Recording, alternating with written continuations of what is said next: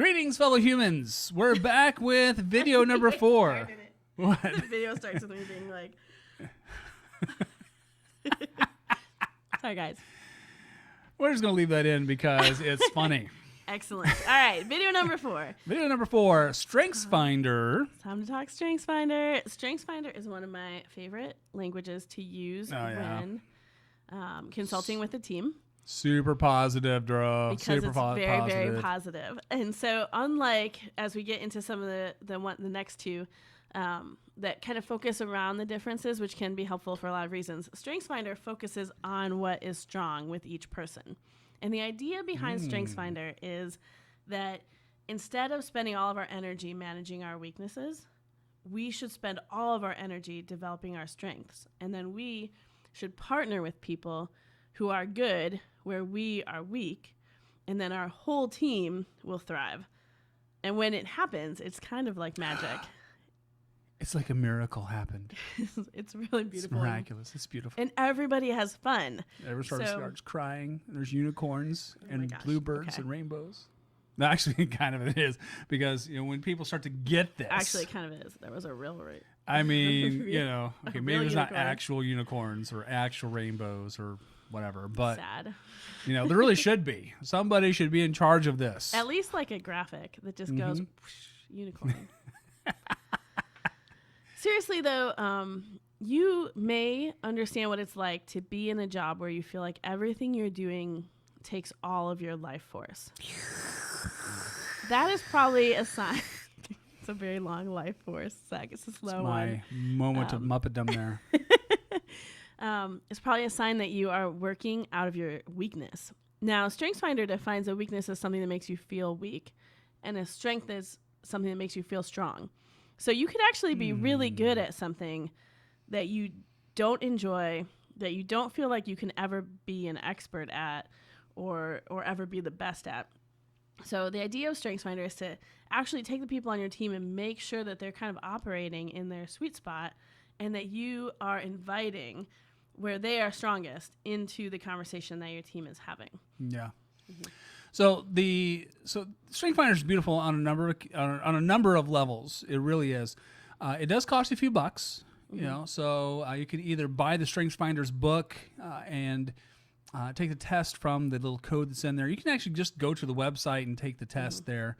And actually, if you are watching this and you are a manager, you can buy a block of tests also, where the individual that takes the test will get the result and you will also get the result. And so you are able then to map your whole team. Now, the strengths actually fall into 4 different domains. And so you can actually then map your team and see we're really good at executing tasks, but we're not great at sales, like at people and relational stuff.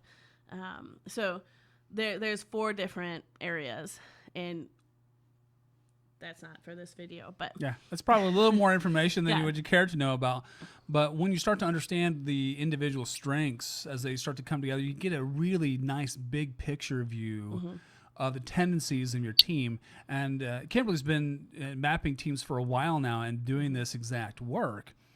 And it's really kind of awesome to see as she's posting up, where everyone's strengths kind of lie, where a particular team kind of drifts towards. Right. And it's usually pretty stark, and you're like, oh, wow, that explains so many things. Yeah. It's funny, as we do an activity in retreats sometimes where we slowly fill in the team map. People do like their highest strength and their second one, and you kind of fill it in, and as it emerges, people are like, oh, that is where we're struggling because there's like nothing in one quadrant. And so, we need someone who's really good at influencing or, whatever the case may be. Right. Now, StrengthsFinder can be super magical for people who are having conflict. So I'll share an example. A lot of this journey started for me when I was introduced to StrengthsFinder. I was working with someone who was just about as opposite me as you could be. I'm super relational. A lot of my strengths are in relational and the strategic quadrants. And this person was super task-oriented and not a lot of strength in the relational quadrant. And so when I first started working with him, I felt like, what is wrong with this person? Which is... You're doing everything wrong! The human... I would never do it that way, right? Of course you wouldn't. And so our team, all of us did StrengthsFinder, and we figured out that we were really like a yin and yang kind of duo in running this department that we were running. And so once we knew that and had the language for it, we were able to really lean into it. And I would look back at it still, like 10 years later, as one of the most effective partnerships that I've ever had in the workplace, because he could call me into some balance, and I could call him into some balance. And we had a very intelligent team because we had people in all 4 quadrants. We had strengths that really gave us a bigger picture than either of us brought by ourselves, you know? Yeah, it was awesome.